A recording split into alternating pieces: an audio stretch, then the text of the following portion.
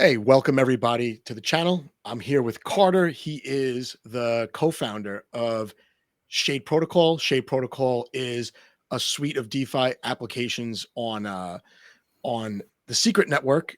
We had a video before this a couple months ago.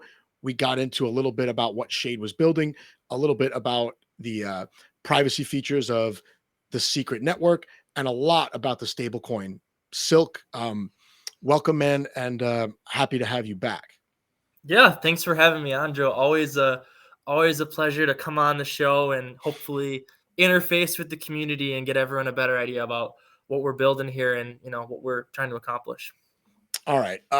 Just like last time, I want to start you off with a couple of just quick yes or no questions. You're the first guest that ever answered them in under 5 minutes. So hopefully we could repeat that, and then we'll get people up to speed if they didn't watch the previous video, and then we'll get right into Shade. How does that sound? That sounds perfect, and I'll see if I can Awesome. replicate the magic from round one. We'll see. It doesn't happen often. You're one of the few people that's even come back, so I appreciate that. um, all right, number one, Silk, the stable coin, is it a privacy token? Yes. Is okay. Can Silk be used outside of the secret network? Yes, but you lose privacy. Okay, that was my next question. You're good, man. You're good. All right. And as far as Shade goes, are you satisfied so far with the initial rollout of this application? Security is extremely important. I wish we could have moved faster, but as a whole, quite satisfied with our current trajectory. So okay, got it. Fair enough. Fair enough. All right. And you said Silk is a privacy token, but if you move it off of Secret Network, what functionality does it lose? Is it just the secret portion of it or something else? Yeah, so when Silk leaves Secret Network, kind of the magic of Secret Network is all of the node runners have special hardware that runs special encryption, or not even the nodes themselves can look inside at the state of the blockchain. And so, Silk exists on all those different nodes in terms of the shared ledger. And so when Silk leaves that encrypted ledger, you're now off Secret Network using a transparent version of Silk, right? Like hypothetically, Silk will be available on Osmosis. It could be on EVMOS. It could be in ERC20. But once you leave the tech stack here, you lose that protection and that security. Got it. Okay. Okay. Last time you mentioned something about the way in which Silk is pegged not to the US dollar, but to a variety of assets. Can you just summarize how Silk is different from other stable coins, especially for people that are maybe just hearing about it for the first time today? Absolutely. So you tend to hear in crypto this concept of a decentralized stablecoin.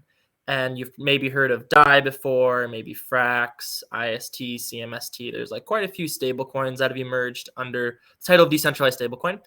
And when we set out to build Silk, we kind of bumped into a little bit of cognitive dissonance. And that dissonance was, how can we say we have truly decentralized money if we're pegged to centralized monetary systems like the US dollar, right? If every single decentralized stablecoin that emerges is pegged to the dollar, even if like it's permissionless, like you still inherit the risks of that centralized monetary system, right? That set of banks that ultimately have control over interest rates and all the different folks that contribute to the printing of money and inflation.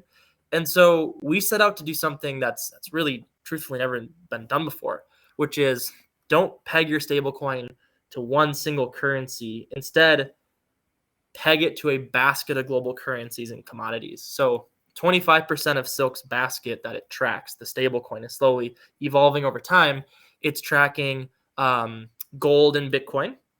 And that's the hedge against inflation, right? Like all the monetary printing, you want to have some hard commodities and assets that are like well positioned to maintain value despite all of the printing, right? And then the rest of the basket is tied to the Canadian dollar, the US dollar, the euro, and then JPY, the Japanese yen. So that's kind of the diversified basket of currencies that were collected, and their weights are roughly based off of GDP and their actual productivity in the global economy. And as time goes on, as more Oracle data feeds become available to us, we'll continue to add assets to the basket, diversify the basket, and modify the weights over time. And the net result is you can hold Silk anywhere in the world and you're hedged against volatility and inflation. People don't know it, but when you just hold the US dollar, you're taking on a very specific set of risks. If you just hold the euro, if you just hold Bitcoin, and Yeah. we view Silk as kind of like an ETF of all the stable things that exist out there. And can we make an asset that's even more stable than something like the US dollar? That's kind of the vision of Silk. And then have it also have that privacy, have that permissionless participation, that immutability. It's a really bold vision, Joe. All right. And can you get into a little bit about the privacy features of Silk when you're using the Secret Network? Absolutely. So when someone makes a transaction with Silk on Secret Network, if someone's like looking through a block explorer, all they would be able to see is this address. Let's say it's address A interacted with the general Silk Snip 20 contract. People would not be able to see the amount that you've sent or where the destination is. All they get to see is that, like, hey, Carter interacted with the general like ERC20 contract, just as like an equivalent. It's called the SNP 20 standard, but like you can picture it like that. And so yeah, the receiver is kept protected, and how much you sent is kept protected, and then your balances are also kept encrypted on Secret Network. So you can't see how much ETH I'm holding, how much BTC or ATOM I'm holding for a given address. Like all of those SNP 20 tokens are encrypted. And last time we said that there are viewing keys that give specific individual wallets or specific people permission to view Yes. a certain amount of the transaction history, right? Exactly. So yeah, you can give away a viewing key so someone could just view one of your token balances. You could give away something called a permit, or technically you could have a very special viewing key that views multiple sets of balances. So really what we're building out is a set of tooling so that people can be compliant if need be, so people can hand off transactions or balance history to other third parties. And I think Secret Network over the course of the next year or two is really well positioned to have that compliance tooling, while still maintaining the sovereignty for users to decide how their data gets encrypted and who it gets shared with. All right. And for people that want more, I'll link that video down below. And we did get into a little bit about compliance and regulations and where this would all fit. I remember you said in the short term might not be so good, but long term, you think Secret Network is actually in a good position to kind of bridge the gap between the privacy but also regulation. Is that right? I do, yes. And I think that interview was post Tornado Cash. So that was like a pretty hot narrative at the time, was like, Yes. what is going to happen Yes. with privacy? But ironically enough, like the privacy front's gone kind of quiet and the regulatory focus has really shifted over to, the FTX centralized exchanges, Yeah. staking as a service. Like there's been a shift away from privacy, and we'll see how long privacy goes under the radar post Tornado Cash, I guess, as All a right. narrative. All right. So Silk is the stable coin. That's just a piece of this ecosystem that's being built Yes. out, right? So Shade is a suite of applications, different DeFi primitives. I think last time, I think there were four of them you said you were focusing on. What what has Shade rolled out so far that people can actually use? I know you're going to show me some stuff on the test net, but what's live now? Yes. Absolutely. So Shade's vision has always been launch every single key DeFi primitive that everyone's knows and cares about, right? You have your lending and your borrowing, you have your stable coins, you have your decentralized exchanges, your stable swaps, your derivative swaps, your bridging experience, bonds, staking derivatives, like all of these different key primitives. Can we unify them under one single token, one single UI UX, and have privacy for users? What could be unlocked if we did that, right? And so to date, when we set out to start building it, I mean, the vision really started. Um, I would say about 2 years ago was when the white paper started to get formulated, but building didn't truly start to kick off until I would say November of, I guess that's 2 Novembers ago now. I'm kind of losing track of time a little bit, but it's been well over a year and a half of building at this point. And we launched the first ever, not first ever, it was one of the first ever multi-chain airdrops in the Cosmos. We airdropped Luna, the original Luna pre-collapse, Luna stakers, secret stakers, and Atom stakers. And then after that, we launched Secret Network's largest staking derivative. 1.7% of all staked Secret is actually in the form of Shade Protocol's Secret staking derivative, which is a super cool accomplishment. That's actually technically the most adopted in terms of bonded rate. It's the most popular staking derivative out there still today, even if you compare it to like the Strides and the Quicksilvers. There's kind of a cool, weird quirk of Secret Network that we kind of had this Shade product do really well. And then back in the fall, we launched Cosmos's first ever bonds product, which essentially allows the Shade Treasury to trade assets with the open market at a spot price, or usually at a discount. So it's like lets users kind of interact with the Treasury in a really unique way, and it lets the Treasury kind of acquire assets that it needs and wants to, liquidity provide, to stake, to earn yield, all those types of fun Treasury management tools. But all of those were really a precursor to what has been now the current rollout. We launched the Shade Bridge December 28th of 2022, right before the end of the year. That's a generalized IBC bridge, right? You can actually go from any IBC chain to any IBC chain on the interface. It's super powerful. We have thousands of users actually using that bridge every day. It's by far the most popular app at this point. And the reason we started with bridge before these other key primitives I'm about to talk about is like the first part of every user story is bridging assets in to an experience, right? So we wanted to make that as seamless and as easy as possible with the beautiful UI UX. You'll notice if you go to app.shadeprotocol.io/bridge, you can tell that the UI UX was inspired by Terra's original bridging page. We took strong inspiration from that, took some inspiration from Osmosis, tried to like pull together everything that's good in the world of bridging interfaces and kind of simplify it. So be sure to check that out. So that's four products in 2022.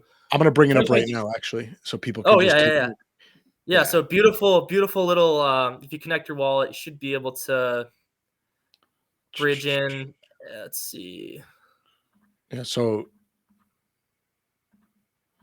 I should have. Oh yeah. So that shows my balance right there, and I could bring in whatever, right? Yep. So Yep. I'm actually curious. Are you? It's not enabled. I don't think I. My turn to pull up my bridging app on my side. Mine I is. I didn't do the approvals because it's a new computer. I haven't even really used this wallet. Okay, so now you're connected. There you go. It's still saying chains are not enabled, but that's on my end, right? Okay, yeah, you should be good now. Yeah, once you approve the chains, you could bridge over something like a little bit like one or a little bit of Osmo over to Secret Network. And we're actually working on this fee grant system where we're actually going to cover your gas costs when you bridge into Secret Network. So currently, like for instance on Osmosis, you have like there's free transactions, right? Like that's one of the most beautiful parts about onboarding into Osmosis is like that zero gas fee, right? So what we're going to do with our bridge is when you bridge in to be able to use our decentralized exchange or our lending product, which I was just about to talk about, we're actually going to cover your gas costs for your initial swaps, your initial bridging experience. And users won't even really have to know that they're using gas because we're going to kind of be managing it for them in the background. So that's kind of like a quality of life UI UX thing. So what's happening right here, though, is you have the IBC transaction, which has to get confirmed first. So that brings your Osmo onto Secret Network. And then there'll be another transaction which wraps your Osmo into the privacy-preserving version of Osmo on Secret Network. And that'll be the next Kepler transaction that pops up. So, and this is just a normal IBC transaction. So in terms of speed, it's no different than if you use like some other bridging page. It's just up to the relayers and how fast they are with pulling off the transactions. Ordinarily, if I use Kepler Wallet, I'm kind of using Osmosis as the hub. I'm bringing everything into Osmosis and then sending it wherever. Yep. I mean, the Kepler Wallet makes it easy to do that because you kind of have to do that. Otherwise, I have to go to MintScan, look up the IBC channel, put it in the right place. You're saying with this one, I can go from anywhere to anywhere. Is that right? Exactly. Yeah. So like I've used ours to move assets from like Osmosis to Comdex, for instance, because you can send CW20s between the different chains, whereas something like Osmosis, it kind of forces you to just deposit and withdraw. It's not like a generalized bridge. For instance, like if you wanted to move something from Juno to Atom, technically possible on this interface. Like you can do that. couldn't do that on something like Osmosis. So we want to have the bridge experience be as generalized as possible. It looks like this real area transaction is being slow, which is the classical like live stream, the usage of the app and it breaks. Always a good time. Yeah, and I don't have an editor, so this is definitely going to be on the final version of the video. But I love it though. This is the rod. This is the truth, folks. This is what it looks there, like. there was another transaction that popped up that I didn't catch right away, so that's probably why. I did Okay. have to approve, like you said, a second transaction. I just did that a couple seconds ago. Oh, So, okay. Then I yeah. bet that'll be done I hope momentarily. it's not my brand new computer. That No, you're good. I would rather all the blockchains be broken than my new computer. So, Oh man. but yeah, this is what happens on a live stream. We'll come back to this after we do 17 other transactions. Oh, here it just popped up now. I must have screwed something up. Oh, So okay. yeah. That was probably on my end. Oh, okay. It's probably I just I'm like, yeah, this one's pending a long time. But yes, as you can see, like what's your thoughts on this, the UI UX in this? Like pretty clean overall. You can select your chains, you can select your once assets. Like if you actually realize what's going on underneath, this is amazing because of what I just said. Where normal, beginner, intermediate users are it's convenient to route everything through osmosis, even if you don't want to. I'll just, like you said, deposit and then withdraw. I do it all the time. But with yep. here, you're saying I could send something from osmosis to, all right, so it went through. So Yeah, now I'll I've go to got, like Osmosis to like Juno, for instance, would be yeah, a and good then, one. but still there's going to be a way to cover the gas fees.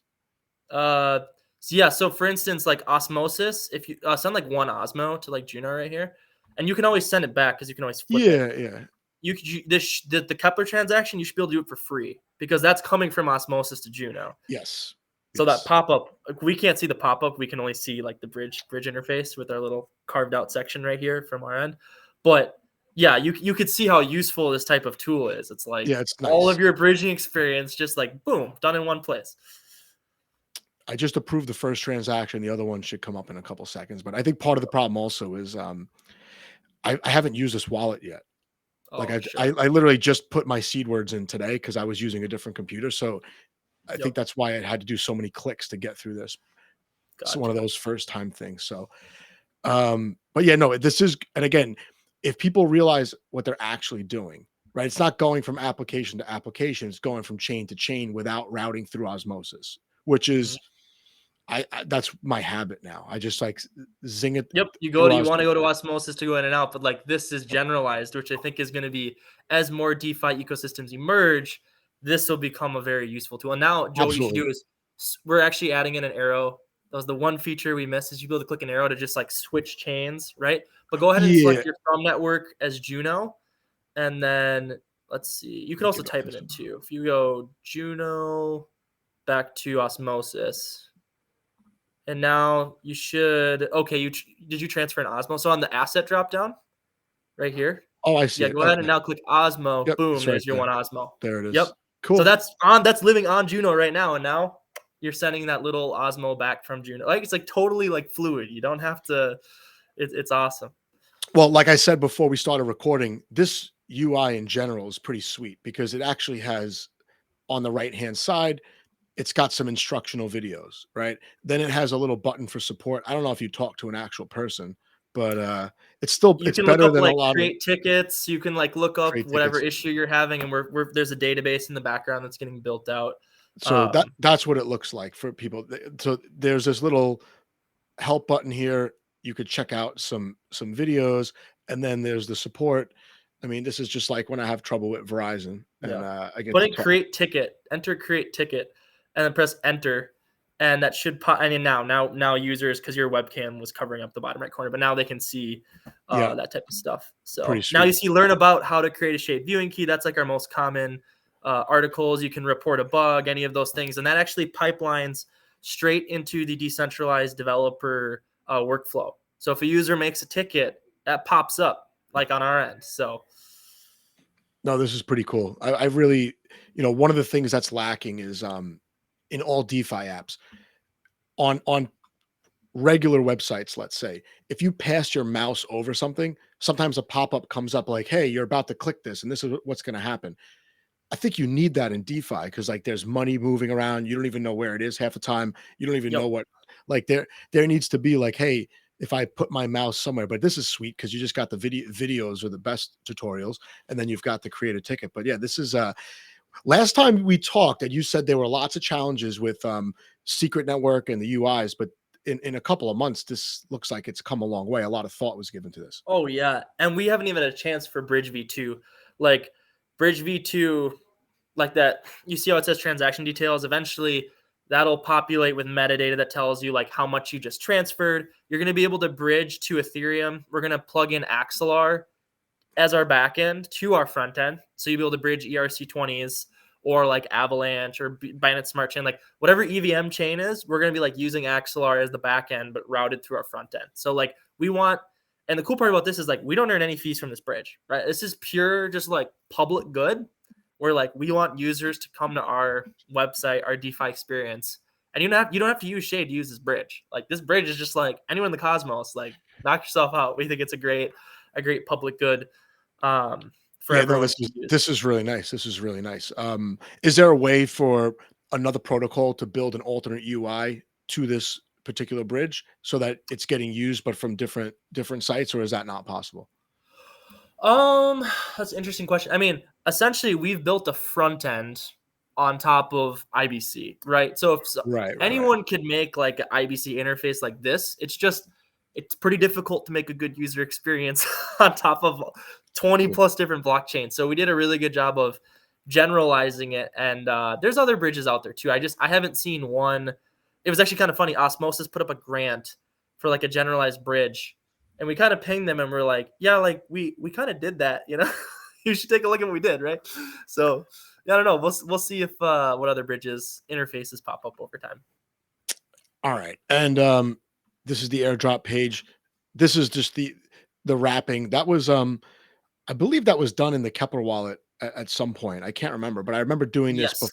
before This is Shade. generalized though, because now if you go click on the drop down there, Oh there's a wow. bunch of different assets. So the reason this page exists is you could have something happen where you bridge in your transparent asset, and then that wrapping transaction in that bridging process, you know how it's just a pop-up? There's a chance that would fail. And so you wouldn't want the user to be stuck with a transparent asset without an interface to get it that final step. So this ensures that users, if any failed transactions happen, they can get their asset from public version to private version, or vice versa. Like if they ever want to go from private to public, like this is the page to do it. And I would need to have Juno or Osmo on the Secret blockchain to do this. I would have to use the bridge first, bring it to Secret, and then it would come up over here, right? The bridge does it automatically for you. So this page is owned. Like if you're Osmo right now, if you go to the portfolio page, I'll show you this actually. Click on portfolio. So if you see right there, private Osmo. So this is something called a multi-execute transaction. Okay. We did it for you. We automatically took your asset from public to private throughout that bridging process. But if during that multi-execute transaction, if one of those transactions broke, then there would be public Osmo on Secret Network, and we would make sure that in that wrapping page, you can get it to the private version, essentially. So okay. And then can you explain what the function is of the wrapping? Is this just so it can get used in the privacy applications? yes. So essentially, it turns your public token into a private token such that your balance is encrypted. So if I tried to check your address right now, I wouldn't know how much Osmo you had, like on the blockchain. I wouldn't be able to check that. And then also, if you send your Osmo to some DeFi app, or if you wanted to send me your private Osmo, can't see it on the blockchain, right? It's encrypted. So that's that functionality. And yeah, Shade DeFi is built on top of these private tokens. That's kind of the default user experience. Got it. All right. I think you were going to get into the lending before we went through that little demo. Is that right? Yeah, I mean that was great. You got to see the Cool. bridge. I'm glad you got your hands on it. You know, you get to see it, get to feel it a little bit, which is cool to see. I can go ahead and share my screen here. Yeah, perfect. And then when it comes up, I'll just pop it in on my side. Yeah, we'll go ahead and we'll start with swap. Actually, then we'll go over to lens. Can you see my screen here? Yep, I got you there. And let me see. We'll do it this way. Yeah, perfect. Yeah, so this is Shade Swap. So Shade Swap. This is testnet, right?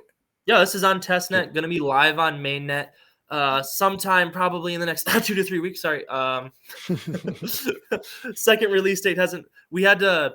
So we launched it on testnet. We got a bunch of feedback such that we pushed back our mainnet launch because we got so much good feedback from the community. So the new launch date has yet to be re-announced, but testnet has been going phenomenal. We've actually had hundreds of users submit tickets on improving the experience.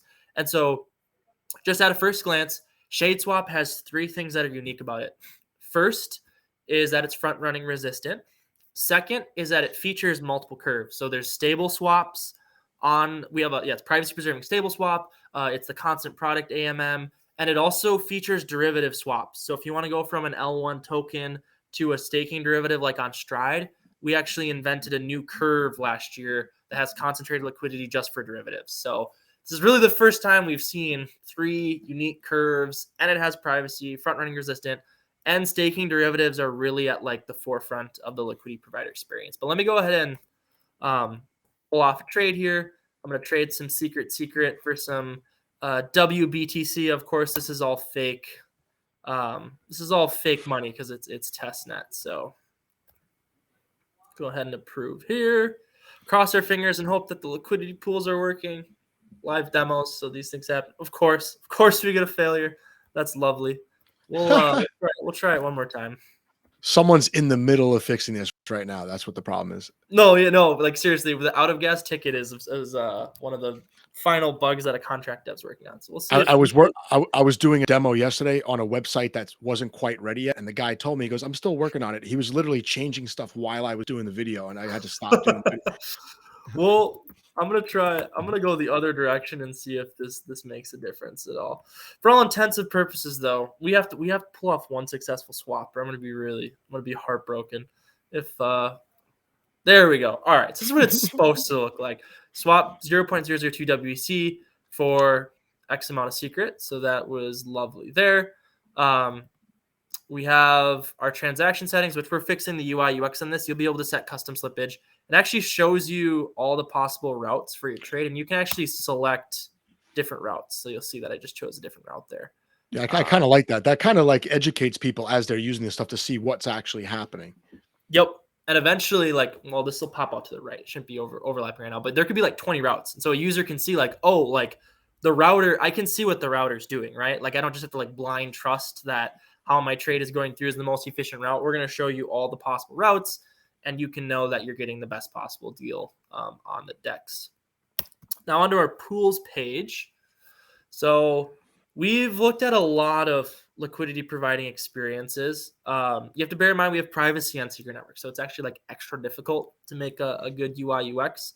So we'll start with search functionality. You can look up, you can search by pool names, which I think is super, super helpful. You'll also be able to sort by only show my pools, right? So these are both, it filters everything out. So it's only pools that I'm liquidity providing in. And then the pool status, this tells you if you're liquidity providing in the pool, the little green dot. That's cool. Little blue dots if you've created viewing keys for the pool. And then you can also claim your rewards without zoom. Imagine you want to just claim your daily rewards. You didn't want to have to expand, on Osmosis, it takes you to a standalone page and you got to go to the claim, right? This would just allow you to just be only show my pools and I'm going to just claim my rewards, right? I don't have to I don't have to go through multiple clicks to be able to do my daily reward claiming. It's going to be very, very accessible.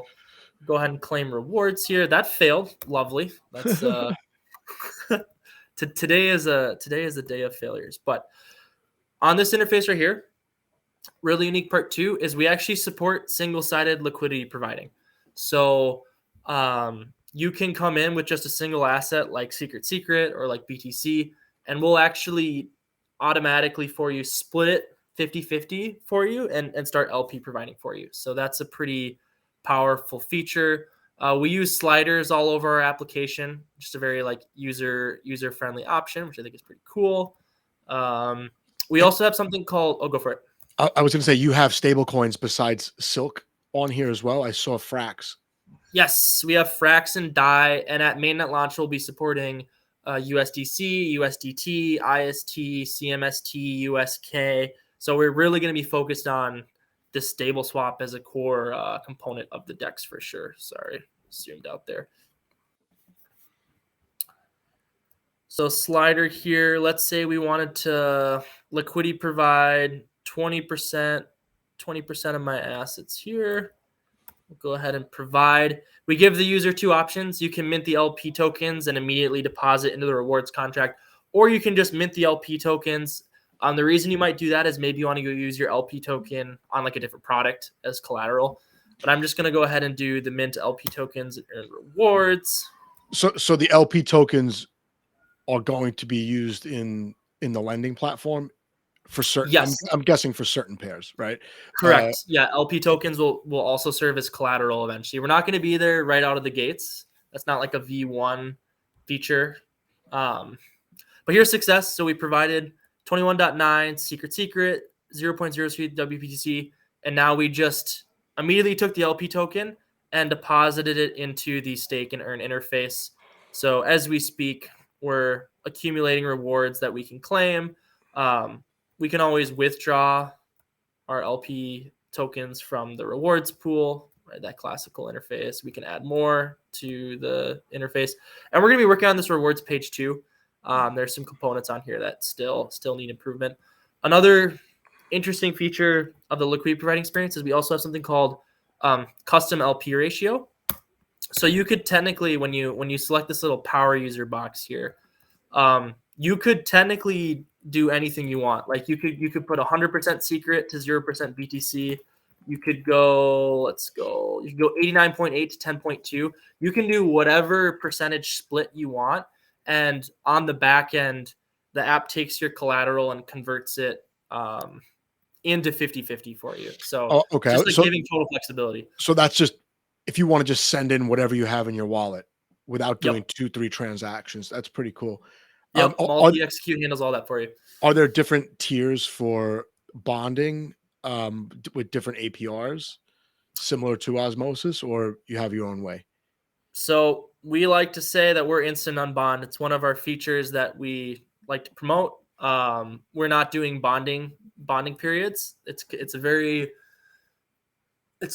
probably warrants its own long discussion, but I honestly think that instant unbonding makes the most sense for like the long-term sustainability of a protocol. Like the theory goes like this: if you force a bonding period, which is I know it's something that Osmosis has been pushing more and more, all you're doing is changing the risk profile of the liquidity provider, and the protocol has to compensate and pay more money to account for that bonding period.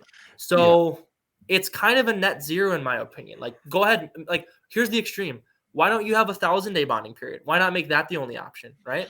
Well, it's because your APR, if you're locked in for 1,000 days, is going to have to be like ludicrous, right? Because of all the risk you're taking on. So in my opinion, why not just support your liquidity providers, have instant unbond?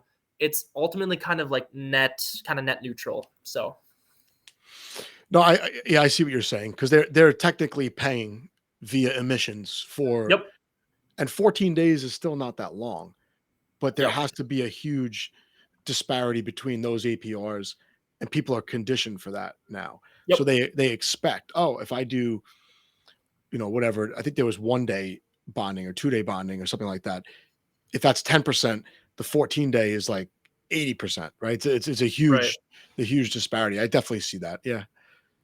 Yeah, because the markets are really smart, right? Like it always finds equilibrium, and so you can't really outsmart a market in terms of I'm getting more capital provided to me than what I'm paying out, and I've fooled the general market. It's no, APR is stabilized to reflect the risk profiles, right? So why force liquidity providers into a worse risk profile that doesn't match the average situation? So yeah, we're always going to be doing instant unbonds as a general liquidity provider feature on our platform.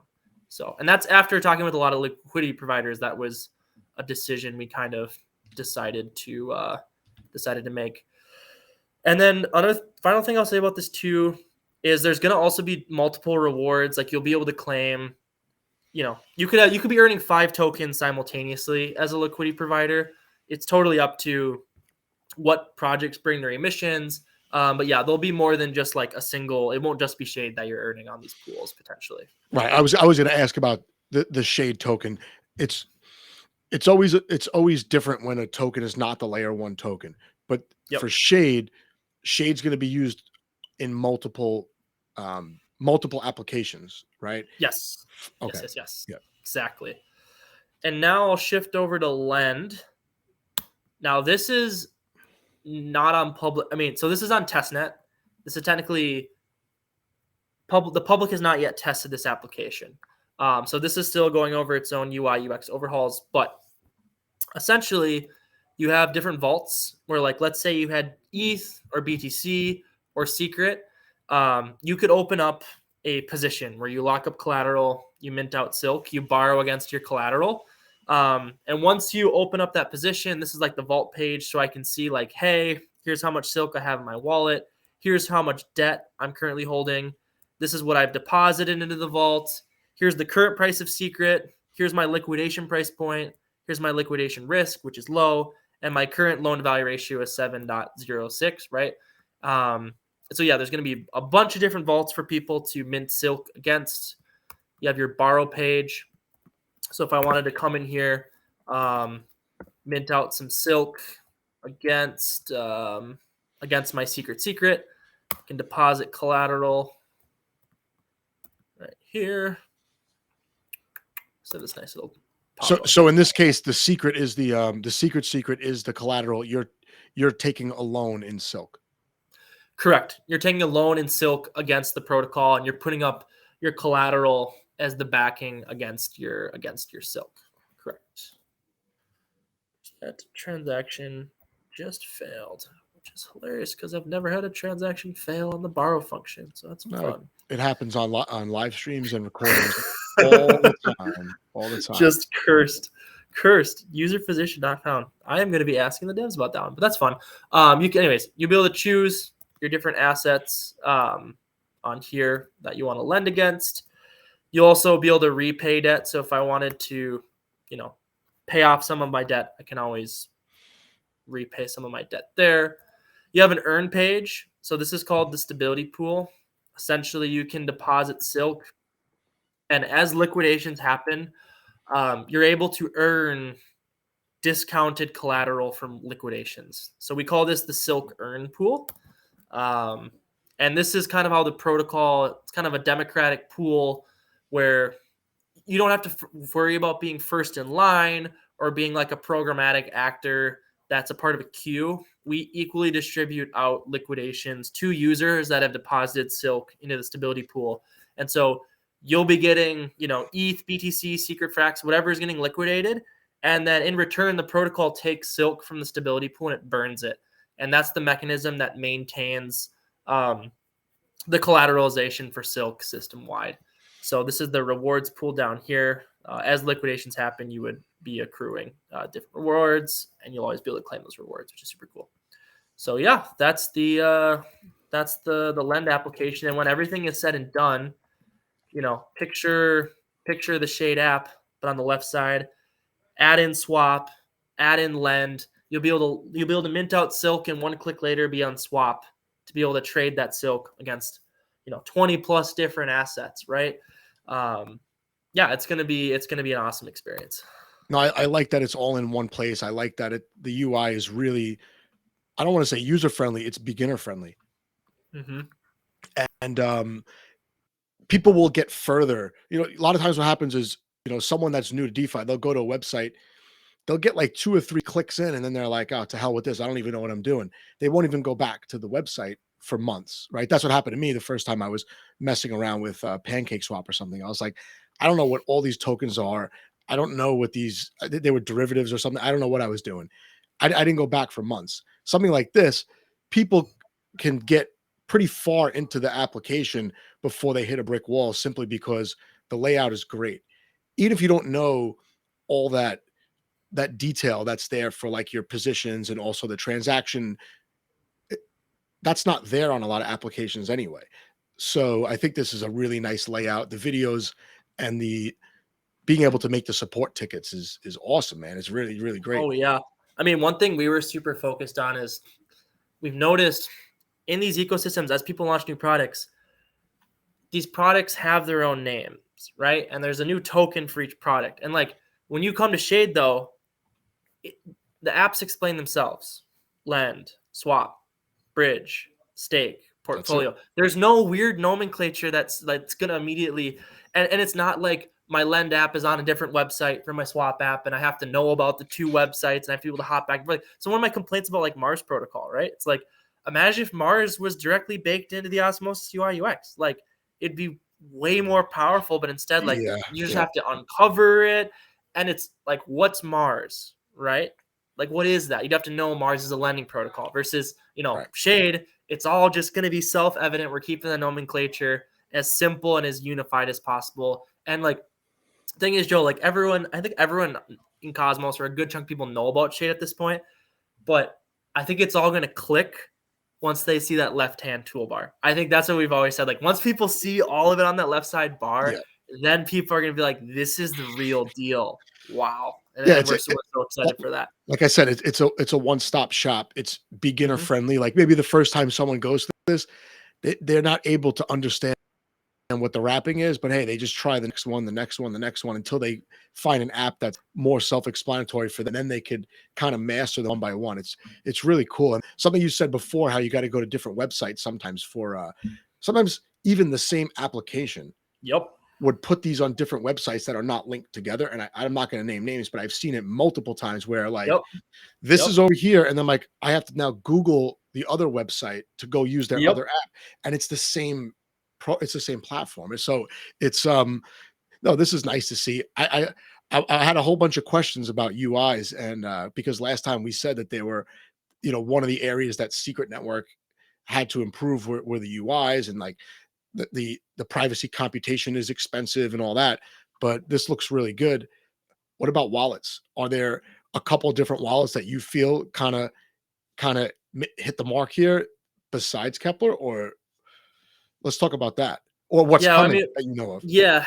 I mean, we've talked with a couple other wallets, and we have post Shade Lend, post Shade Swap. We have something called Operation Clean happening internally, which is a 90-day infrastructure sprint where we pretty much clean up all the plumbing behind the scenes on the front, all the code that got built the last year and a half. It's like a 90 days of plumbing to clean that all up. And one of the things you're going to be aiming to do is to have generalized wallet support, so that adding a new wallet will take minutes. Like, as long as people match your interface, it's boom, boom, boom. And then when you click on connect wallet, there's your 15 options one day, right? So overall, we don't have the infrastructure to support multiple wallets, but it's 100% on the roadmap in Operation Clean. And I definitely think there's a need for more wallets than just Kepler. Like, I'm a believer in diversification of key infrastructure components. I will say it's easiest when people kind of match Kepler to a degree, because some wallets kind of wander off into their own infrastructure utopia. But at the end of the day, like, if your infrastructure doesn't match the needs of the apps and the front ends that we're building, if it's going to take like 3 weeks to integrate your wallet into the app and you have like 10 users, it's probably not going to happen, right? But if you have an interface that kind of matches, is easily plugs in to apps, and it takes a developer 2 hours, sure, we'll integrate your wallet, even if you don't have many users. So I think that's kind of like the tension we're facing is there's lots of cool new wallets emerging. How easy is it to onboard them? How many users do they have? And that's kind of the general challenge as an app, because our focus is the scarce resource is always what I like to preach internally. Is there a wallet that you've seen that you personally hope will be integrated in the near Um, future? I mean, I haven't experimented uh, outside of Kepler with these different wallets. I know I'm supposed to talk to Leap, and I've downloaded Cosmo Station. I don't think I ever used it. I just stick to what I know, I guess. But I'd like to try out some new wallets. Leap could get there. It's definitely like they're a good team. I think they still got some work to be done. I know Star Shell is another one on Secret Network that's just Oh, emerging. That's right, interesting right. to check out on the privacy side.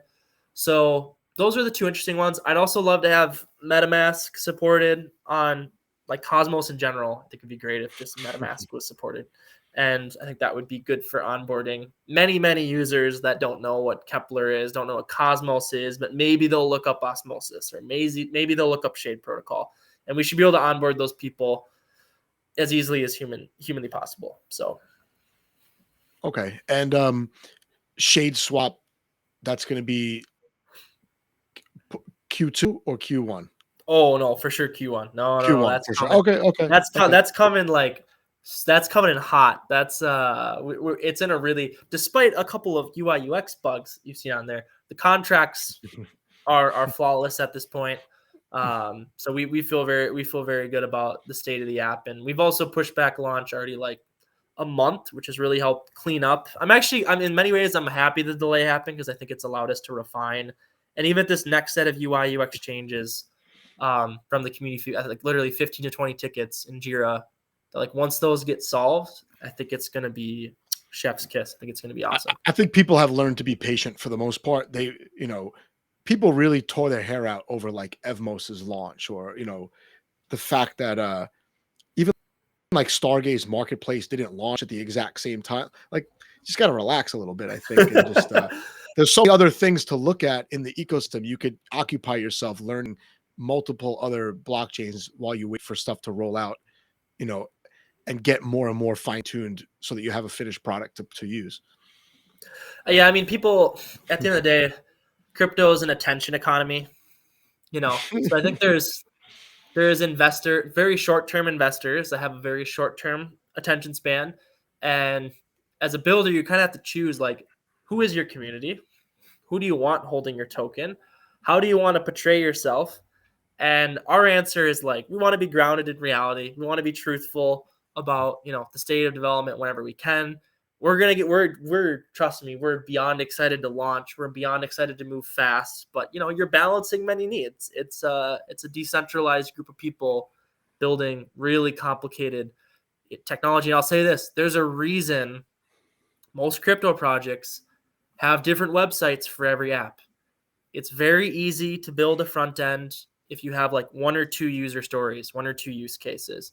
But to build a generalized app in terms of the state management with 8 to 15 different applications one day and have all that work seamlessly, good luck. It's very, very difficult. And so I think what's interesting for us is we knew that privacy was going to make it a worse UI UX. And so it forced us to be obsessed with UI UX, like truly obsessed. And I think it's actually going to net something beautiful, because I think we were forced to go above and beyond what's the Cosmos standard, in my opinion, because of they say what's the word? Constraints make art. No, it's true. It forces creativity, and then when people are working on these things separately, you get multiple ideas on how to get around the problem. I think I would talk about something similar recently about the controversy of the NFT marketplaces eliminating royalties. Like, well, it looks like the artists are going to have to figure out multiple ways to now monetize their work, right? And like that's just what's going to happen. It's a forced evolution, and that's that. A year from now, something like that, people might not even worry about the royalties because there might be better ways, right? So I think the UI here, this is really good, man. Someone like me could easily go in, make some videos really quick without having to spend like 2 days practicing, which does happen with a lot of these UIs. It's like, wow, do I need to be a programmer to use the front end? That's not good. So this one's really cool, really, really cool. After Swap, Lend, what's the next app that you plan to roll out?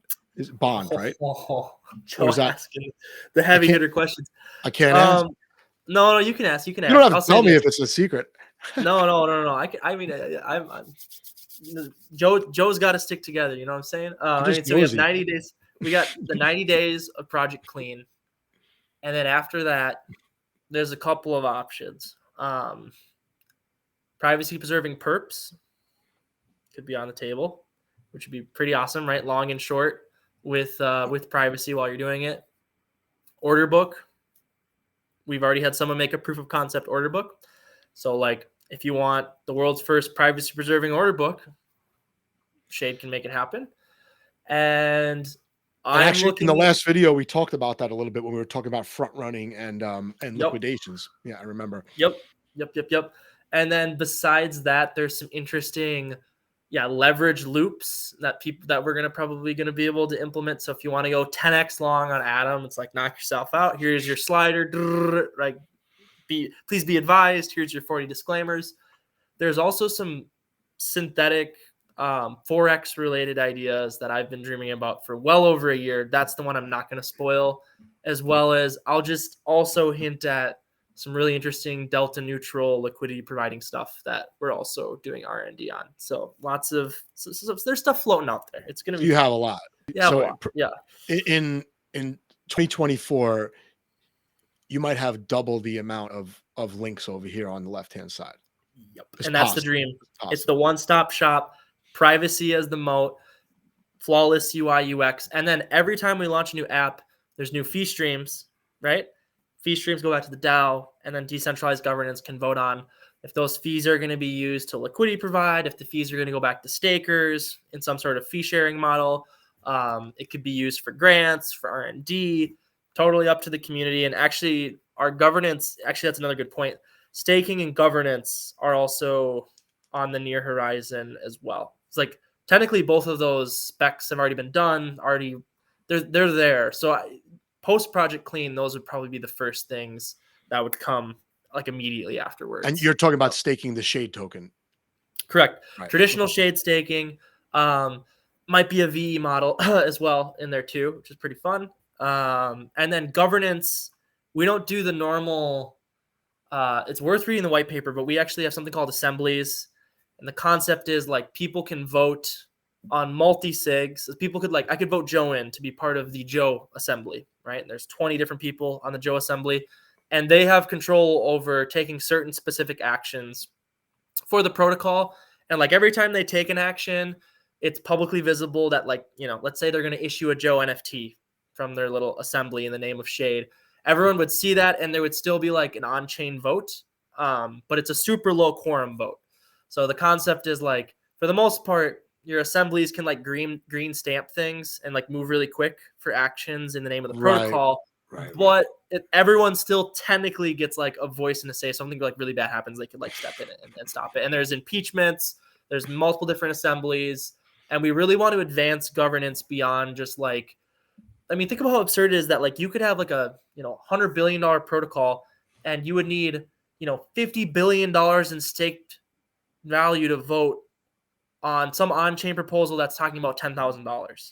Like, Yeah. Yep. Yep. it's so inefficient. It's so inefficient, guys. We have to scale governance by having sub DAOs, having reoccurring elections, having systems of impeachment, having transparency between DAOs. Like, it's going to have to happen if Cosmos wants to scale up into the late game. And we're hoping that we can help promote that DAO tooling. I think Juno is also another one that's doing great work with DAO Yeah, tooling. they're stress testing DAO now, and I feel like with the sub DAOs, you could pretty much build a traditional company on the blockchain, right? And that will get DeFi in really, I would say, super efficient, move the needle a lot further in a shorter amount of time when you have people that are, you know, the sub DAOs will have people of specialized roles, just like taking the torch forward. You could have, legal teams in the mix, accounting teams in the mix, right? So it won't just be like waiting for the whole blockchain to vote on something, like you said, for a couple $1,000, which happens all the time, as we know, on other chains. But probably happens on every chain at this point that has on chain governance. Uh, I'm not an expert on what else is going on with Secret.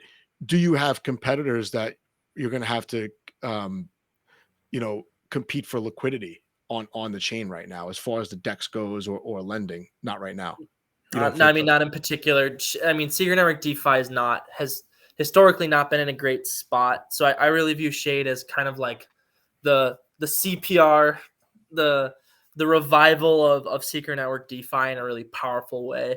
And I think we've learned from Secret Swap was like the very first iteration of Secret DeFi, and that project's not even really under maintenance anymore.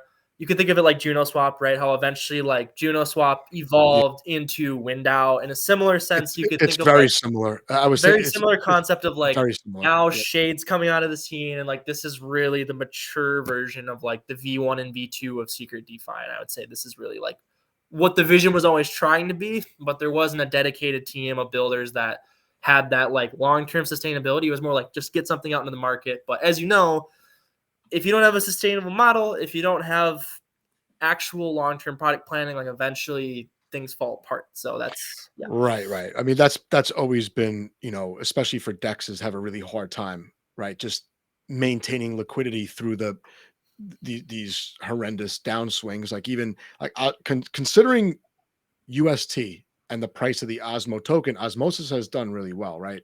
They've still got like 9 figures in liquidity over there, it looks like.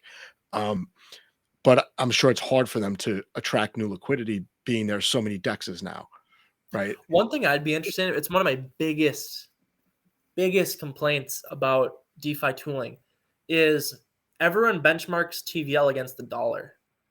But like it's actually kind of really dumb because in a bear market it's like, "Oh, we lost 10x of our TVL." And it's like, "No. Like there's a chance that not a single liquidity provider, like run through this hypothetical experiment with me. Imagine not a single liquidity provider removed any of their assets, right? Like everyone's locked in, no one's moved a penny.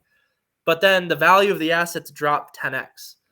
People would say, hey, like our TVL has gone down by 10x. And it's like, well, the value of the assets of the liquidity providers have decreased. It's not that anyone. So, long and short, I wish TVL websites and I even wish protocols, and Shay will definitely be doing this, is like, I want to see, is there been an increase in Osmo tokens? Has there been an increase in Atom Number tokens? of tokens, yeah. Number of tokens, because like forget the dollars, like that's technically the metric that matters over the long haul. Osmosis might be in a way better position than people think it is, but you wouldn't know that because all you look at is X number of dollar Yeah, TVL. It's like that does not tell the whole story. That it's just so says that like incomplete. It's it's almost like super incomplete. Yeah, it's like just looking at the floor price for an NFT, right? exactly. Yep, Like good. That's a number that you could pull off a website, but what about volume? What about um is the project even users. Yeah, continuing, right? Like, has anyone even bought one at that price in the last 3 months? So yeah, yep, I TVL was just one of those numbers you could look up, and it was like, well, should I value a DEX token based on TVL to market cap? Well, I kind of have to if everyone else is doing that, and yeah. I'm trading, I'm swing trading or whatever, right? So we look at Uniswap, look at that TVL and that market cap, and try to find like an undervalued DEX token. Like that's almost have to value it just like everyone else, but for the actual where the rubber meets the road, the TVL, like I don't know, like you said, it's so incomplete, and the same number of tokens might be there, or Exactly. Right. Exactly. Because look, you would yeah, want as a protocol, you want sticky liquidity, right? You want people that aren't leaving the platform. yeah, But yeah, there's a chance that something like Osmosis, even though it's lost quote unquote 10x of its TVL, hasn't actually lost fundamental units there. It's right. just that the units have lost value. And that's information that like I don't have the answers to, right? These are just theories. I just know that like someone there's value to be had if someone wants to go mine that data set and figure that out. I So I think so think there's too. more to the I think story. I so think too. there's more to the story than just dollars. You That's part of mind? our fundamental thesis at Shade has always been there's more to the story than dollars, you No, know? there always is. These analytics sites, they haven't really changed in a couple of years, whether it be for DeFi Llama or whatever, the NFT websites. It's like, all right, there's I'm sure there are other people that are crunching their own numbers and kind of wiping the floor with some of their Yep. trades against everybody else. I got a couple questions about Secret in general, if you don't mind. Yeah. Oh, for sure. Unless something we forgot about Shade. Oh, go for it.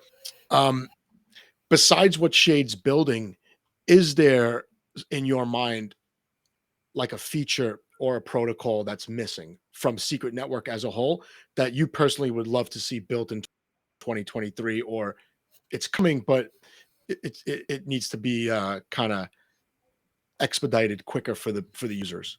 So I have two, which I don't know where they stand, but these are like my dream features. One would be an EVM module. Um, Imagine we could onboard Solidity developers on the Secret Network for smart contract development. And then imagine that like they could develop with privacy with their Solidity contracts. And then of course you get MetaMask support if you have EVM compatibility. So I think an Right. EVM module on Secret Network would be beautiful. The second one is actually like interchain security. So Atom's consumer chains, all those consumer chains are completely publicly visible. I think like Secret Network could do the same thing that the hub is doing, but have consumer chains that are focused on privacy. So imagine you have a consumer chain for data storage, or one that I'm really passionate about would be like a consumer chain just for Silk transactions. So like super high throughput, way more than like Secret Network, less nodes, but still having that shared security, and still having the privacy. So like privacy preserving consumer chains, I think would be a super powerful end game too. So those are kind of the two that I think would be pretty Yeah, awesome to that have. would be cool. I guess I haven't thought about it happening for any other chain except for Cosmos, just because it's been kind The of first, yeah, it's yep, been like for almost a year, right? Not a year, but close to it. It's been talked about, and you can see something on social media for it every single day. All right. Last question, just about regulation in general. Your outlook for regulation, possible effects on Shade or Secret or just um, any privacy area of crypto. Could be short term, long term, just your personal view. So word on the street from I'm in a couple of back channels, so it's always interesting to be in chats with venture capital or different like random research, private research groups. And one thing that I'm starting to hear more and more about is people think there's going to be every app will have to have two worlds. One of them is like permissioned and compliant, and then the other one is like permissionless and Wild West. So you'll have like probably have a front end like on a Kosh where you can kind of like throw your hands up and be like, we don't control that thing, right? Like anyone can interact with it. That's not us. No one owns that. DAO doesn't own it. It's a Wazi, it's a Woozy, and like Wild West over there. And then on your other side, it'll be like only whitelisted addresses. Like you have to on this website, we only allow users from these countries, and if you're from the US, then you have to go through this centralized entity. So I kind of see I consider it kind of a dystopia that it would be so binary that there wouldn't be more granularity, but that's kind of the word on the street. People think two forks in the road, permissionless, permissioned apps should be positioned to have both paradigms possible. Shade will be trying to have more of a granular approach where like we want to build all these key DeFi primitives. And once we've established the liquidity and we have 10 to 15 DeFi applications all interoperating with each other, institutions would want to come in and plug in, and we're just going to have the tooling for them to plug into on like the privacy side where it's like, sure, build your KYC AML platform on top of us, right? Because your users want to be able to use it and be compliant. Go for it. Here's the tooling. We don't actually want to go build those platforms necessarily, but we do want to build the framework that people can use, right? And that's the sovereignty. It always goes back to sovereignty of the user. And again, we did talk about this quite a bit in the first video. I'll link it down below. I really appreciate it, man. You always give me some good info. I can't wait to play around with this stuff as it rolls out. Do some tutorials for you, and I'll definitely share them your way before I get them up on YouTube. 100%, Joe. Appreciate your time. Always appreciate chatting with you. It's I feel like you're one of those creators that it's just like I don't know. Crypto Twitter can be stressful.